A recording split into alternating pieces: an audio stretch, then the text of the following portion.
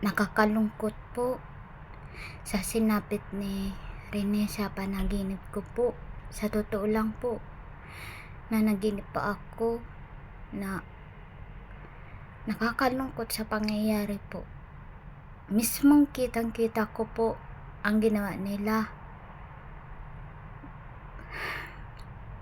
Sa totoo lang po, kitang-kita ko po talaga sa panaginip kung ano ang ginawa nila kay Rene. Ito po yung hinihingi pang hustisya ni Rene. Kasi kagabi po, sarap na sarap pa ang tulog ko. Tapos po, sobrang iyak po ni Rene po. Sobrang iyak po ni Rene sa nangyari. Ang nagbugbog po sa kanya, kitang-kita ko po kung sino po. Alam nyo kung sino yung nasa po sa kanya. Kawawang kawawa po si Rene, binugbog niya po sa mismong hindi masyadong matao. Kita ko po, gusto ko po siya, kanina pa akong gusto ko umiyak. Sabi ko kay Lord at kay Rene na gusto ko umiyak talaga po sa nangyari, sa nakita ko. Nakita ko po talaga binugbog nila ng husto po si Rene kahit di ko po siya kilala. Kasi di ko po talaga kilala si Rene, pero nakita ko talaga mukha niya kung sino yung binugbog. At kilala niyo pong basketball player siya. Kulot ang buhok ang nakita ko. Mukha niya pa lang, kulot ang buhok niya. Alam ko kung sino. Dahil sa panaginip na yun, kailangan pa ng hustisya ni Rene para magaan na ang niya, ang sarili niya po. Pinapahiwatig pa sa atin na hindi pa lubos na makukulong yung mga hindi pa mananagot sa mga batas pa sa ginawa sa kanya po. Kaya nagpahiwatig po si Rene sa akin kahit di ko siya kilala po. Ang totoo po talaga, nakita ko po talaga sa panaginip na binugbog talaga siya. Sobrang iyak po, iyak ng iyak, humihingi ng tulong. Tapos hanggang binugbog po si Rene. Kita ko talaga, gusto ko na po umiyak doon sa panaginip. Tapos po, kita ko yung panaginip na yun. Binugbog nila yung bata na walang kalaban-laban. Hanggang na nila po yung buto, hanggang mabali, hanggang binugbog hanggang hindi mabali yung buto ni Rene. Tapos yung hanggang manghina na po si Rene doon sa kita ko sa panaginip. Kawawa po talaga. Kita ko sa dalawa kong mata ko paano nila binugbog. Hanggang husto nila binugbog yung bata na walang kalaban-laban. Hirap talaga po. Kawawa po talaga po si Rene. Sa totoo lang po, kita ko po talaga sa panaginip, iyak ng iyak po siya. Mismo sa walang matao. Kita ko talaga po siya sa panaginip, umiiyak. Ang gumawa nito, alam ko sino.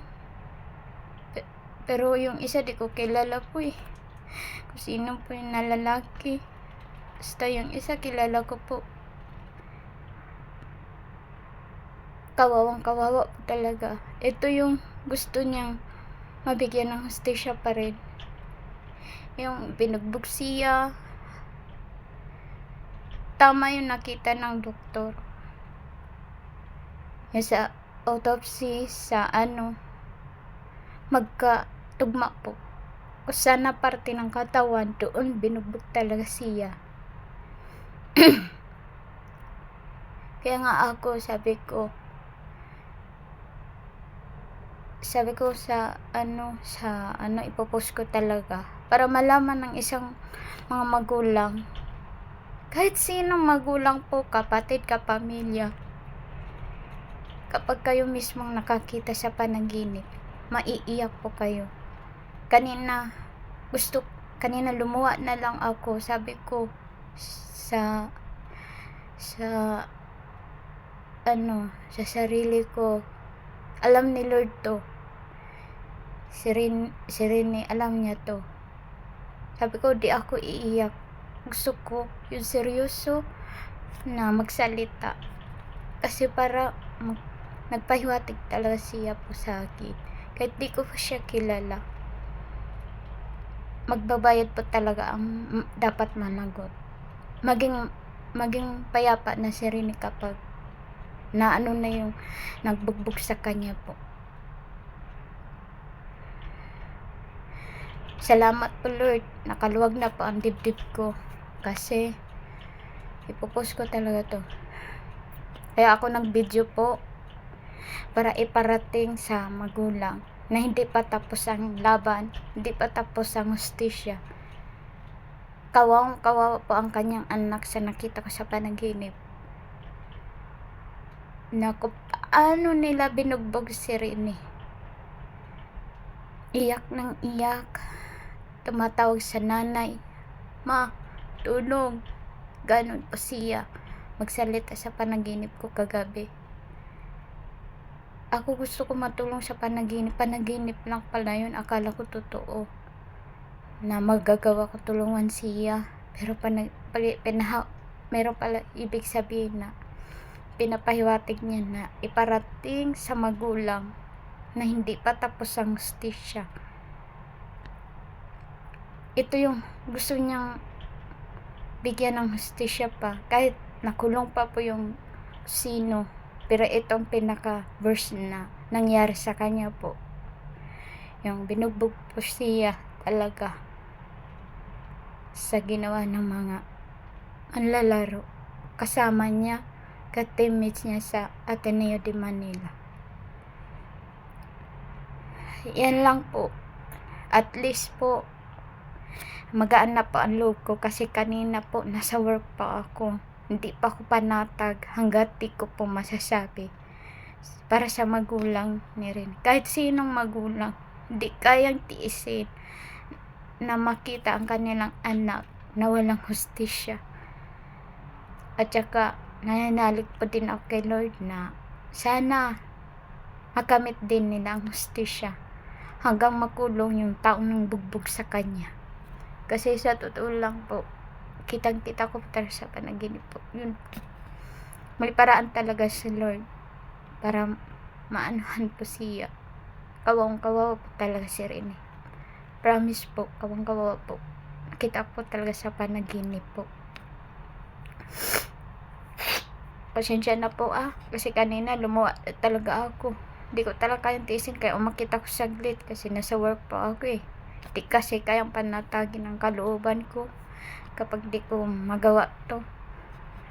At isa pa, yung nakaraang araw po na naginip po ako para sa nanay ni Rene.